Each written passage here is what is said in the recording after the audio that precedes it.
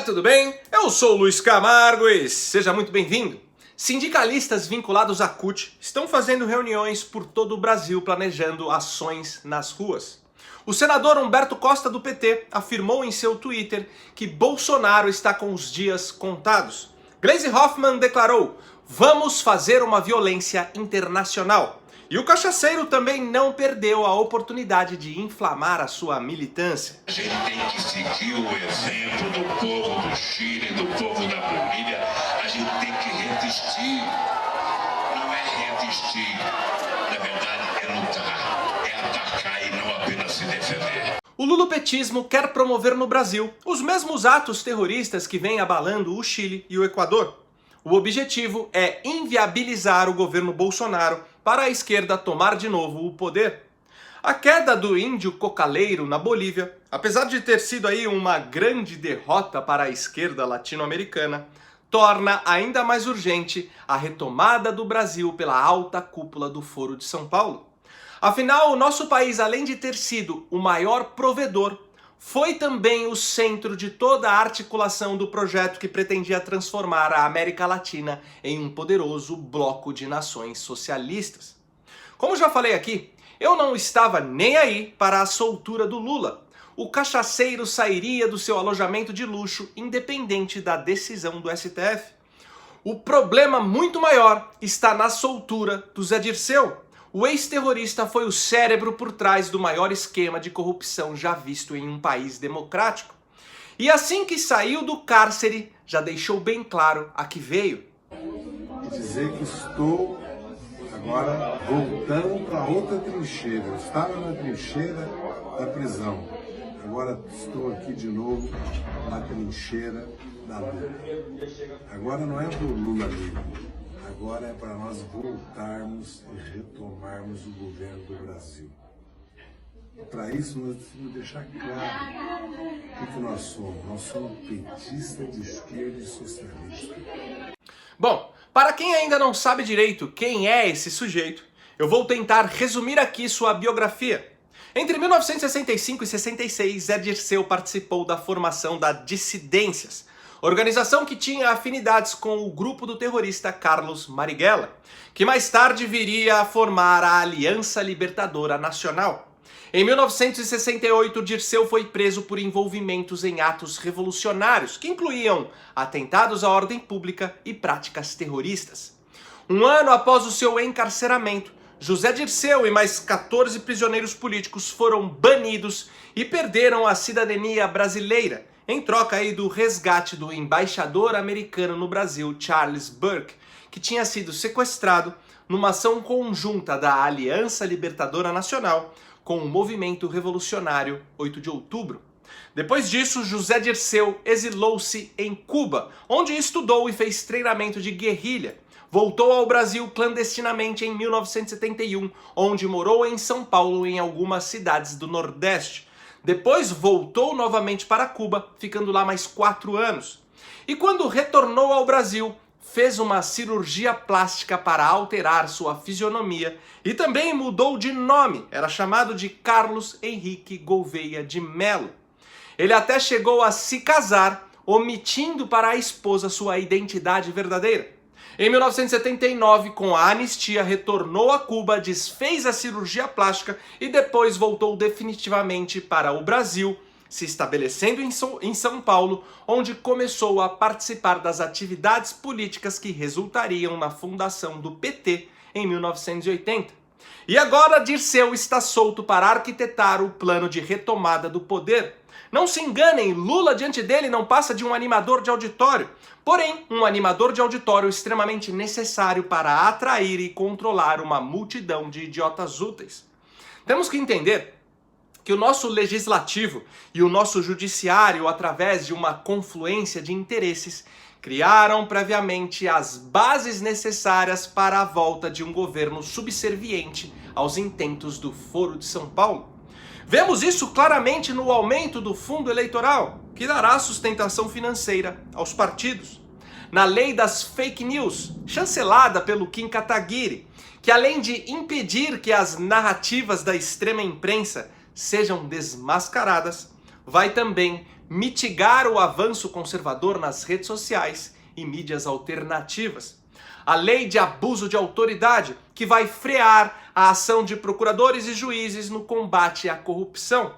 E o fim da prisão em segunda instância, que foi o golpe fatal contra a Lava Jato, que além de soltar a conta-gotas milhares de criminosos, acabará com a dinâmica das delações premiadas, responsável pelo grande êxito da Operação Lava Jato em colocar na cadeia os ricos e poderosos. E por fim, concederá imunidade para que todos aqueles que circulam nos corredores do poder cometam todo tipo de transgressão contra a República com a certeza de que seus crimes cairão na prescrição. Porém, nem tudo está perdido. Hoje temos um poder executivo agindo como ponto de desequilíbrio nessa dinâmica maléfica. No entanto, esse poder nada pôde fazer para conter o avanço de todas essas medidas que acabei de citar. E é justamente isso que está fazendo com que parte dos influenciadores que ajudaram a alavancar a eleição do Bolsonaro agora se volte contra ele com duros ataques. Tudo por conta de uma profunda imaturidade política que os impedem de entender que o sistema democrático não dá condições para que um sujeito, munido apenas de sua caneta presidencial, mude um cenário que por quase 100 anos foi dominado por uma sucessão de regimes populistas e ditatoriais e que de 2002 a 2016 foi completamente aparelhado pelos interesses do Foro de São Paulo. Sendo assim, no momento que o presidente mais precisa do apoio dos seus influenciadores para manter o povo unido ao redor do seu governo, estes estão sendo usados para justamente enfraquecer o último obstáculo para a volta do lulopetismo. Como disse aí o Olavo de Carvalho, abre aspas, Bolsonaro é de longe o melhor governante que o Brasil já teve. É lícito criticá-lo, mas jamais combatê-lo. Os que o atacam e os que o traem deveriam pedir perdão ou serem jogados no esgoto da história. Fecha aspas. Esse papo aí de acordão beira a insanidade. Bolsonaro está passivo perante as decisões do STF porque a base da democracia é a independência entre os poderes. E o presidente, como chefe do executivo, tem por obrigação preservar isso. Um presidente que atua contra o legislativo ou contra o judiciário comete um suicídio político. Por isso que, estando no Planalto, é preciso saber jogar esse jogo se quiser chegar em algum lugar. Hoje temos no STF 11 ministros que foram indicados pelos inimigos. Se o Bolsonaro começar a se contrapor publicamente contra as decisões desses ministros, eu não dou 6 meses para começar a ser tramitado um processo de impeachment contra ele. Agora vamos raciocinar um pouco. Todos os ministros desse governo, de forma inédita nesse país, foram indicados de maneira independente e seguindo critérios estritamente técnicos. Bolsonaro colocou Sérgio Moro, o maior ícone do combate à corrupção, no Ministério da Justiça.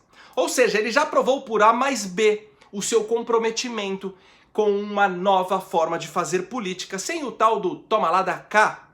Será que agora ele voltaria atrás e indicaria um PGR e um AGU exclusivamente para atender um acordo espúrio com o Supremo? Acordo esse capaz de destruir seu governo em todos os níveis em troca apenas de livrar seu filho de um suposto crime que nem denúncia formal possui ainda.